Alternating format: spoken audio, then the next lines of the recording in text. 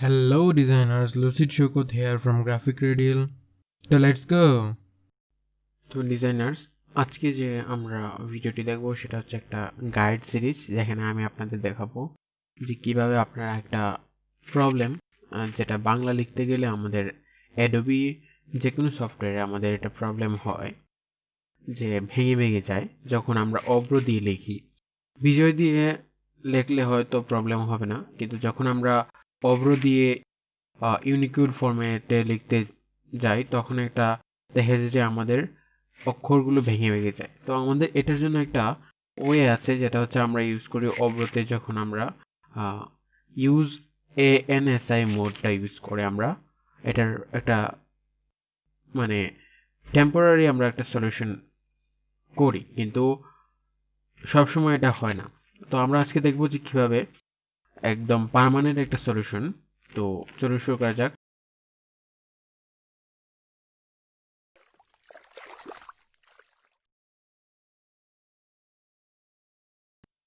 এখানে আপনারা দেখতে পাচ্ছেন যে আমি লিখতে যখন আমি লিখতে চাইলাম গ্রাফিক রেডিয়াল তখন এটা ভেঙে ভেঙে যাচ্ছে। সো এটাকে আমরা কিভাবে ঠিক করতে পারবো?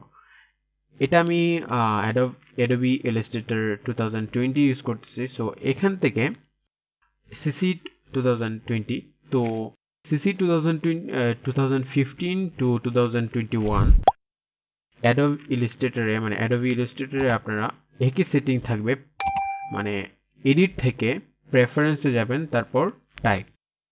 সেখান থেকে আপনাদের একটা অপশন জাস্ট অন করে দিতে হবে, সেটা হচ্ছে শো ইন্ডিক অপশন, মানে ঠিক চিহ্ন দিয়ে ওকে দিয়ে আপনারা অ্যাডোবি ইলাস্ট্রেটরটি আপনারা ক্লোজ করে দিবেন। ক্লোজ করে রিস্টার্ট করলে আপনার এই প্রবলেমটা সলভ হয়ে যাবে পার্মানেন্টলি। এখন আপনারা যদি আমি এটা ক্লোজ করে দিই, এখন আপনারা যদি ফটোশপে করতে চান, ফটোশপের সেম সমস্যা হচ্ছে আমি যখন অভ্র দিয়ে লিখতে যাচ্ছি তখন আমার লেখাগুলো ভেঙে ভেঙে যাচ্ছে। তো এই সলিউশনটা হচ্ছে সেম সিসি 2015 টু 2019 পর্যন্ত। এখানে একটা আলাদা অপশন থাকতে পারে যে আপনার এডিটতে, আবার এখানেও সেম যে এডিট থেকে আপনারা প্রেফারেন্সে যাবেন, প্রেফারেন্স থেকে টাইপ।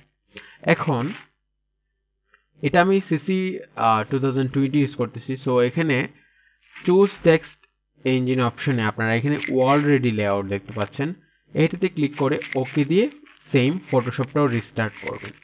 কিন্তু এখানে আমি যে উল্লেখ করলাম যে সিসি 2015 টু 2019 হতে পারে এখানে অলরেডি লেআউট নাও থাকতে পারে, এখানে থাকতে পারে শো ইন্ডিক অপশন এরকম থাকতে পারে, অথবা অন্য কিছু থাকতে পারে।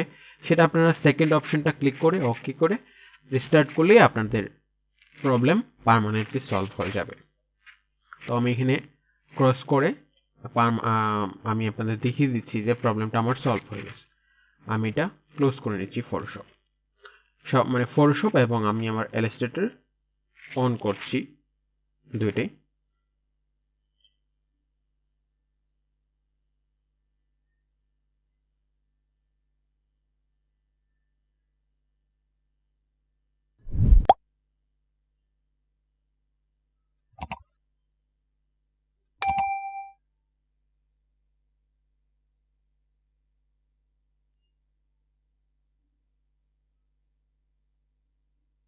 তো এখানে আমি একটা নতুন নিউ ডকুমেন্ট নিয়ে নিই। নিউ ডকুমেন্ট নিয়ে আমি আপনাদের দেখাচ্ছি, এটা ফটোশপ ওপেন হয়েছে। সো ফটোশপে আমি আপনাদের দেখাচ্ছি অব্র ইউজ করছি, অব্র টাইপ করার জন্য। বিজয়ের ক্ষেত্রে বললাম যে বিজয়ের যদি হতে পারে যে বিজয়ের ক্ষেত্রে আপনাদের এই ভাঙা ভাঙাটা নাও আসতে পারে।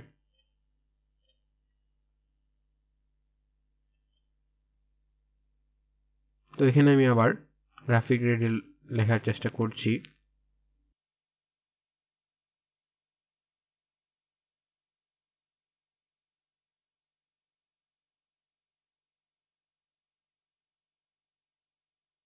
এই যে দেখেন আমার এখন লেখাগুলো ভেঙে ভেঙে আসতেছে না। এখন আমি খুবই সহজভাবে আমি আমার পার্মানেন্টলি সলিউশন করে দিলাম আমার ফটোশপে।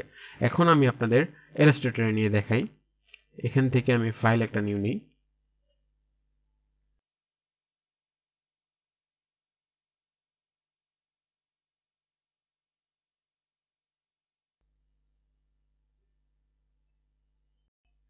তো ফাইল নিয়ে নেওয়ার পর আমি টেক্সট নিয়ে আমি আপনাদের দেখাচ্ছি যে এখানেও আমার প্রবলেমটা পার্মানেন্টলি সলভ হয়ে গেছে। এই যে দেখেন আমি এটাকে একটু বড় করে নিই। দেখেন আমি যদি এখন বাংলা টাইপ করি গ্রাফিক রেডিয়াল, আগে দেখতে পাচ্ছেন যে আমি যখন আমার এটা গ্রাফিক রেডিয়াল লিখেছিলাম এখানে আপনারা দীর্ঘ ইকারটা এখানে চলে আসছিল, তারপরে এই রফলাটা হয়নি, এখান থেকে আমার একারটা এই দিক দিয়ে চলে গেছিল এবং রস্য ইকারটা আমার এখানে চলে আসছিল। তো এটা আমার প্রবলেম এভাবে সলভ হয়ে যাবে আপনাদের। আশা করি আপনাদের এই ভিডিওটি ভালো লেগেছে। যদি ভালো লেগে থাকে তাহলে লাইক করবেন, শেয়ার করবেন বন্ধুদের সাথে, আর হ্যাঁ অবশ্যই সাবস্ক্রাইব করবেন গ্রাফিক রেডিয়াল চ্যানেলকে। Stay with me until next video. ততক্ষণের জন্য টাটা।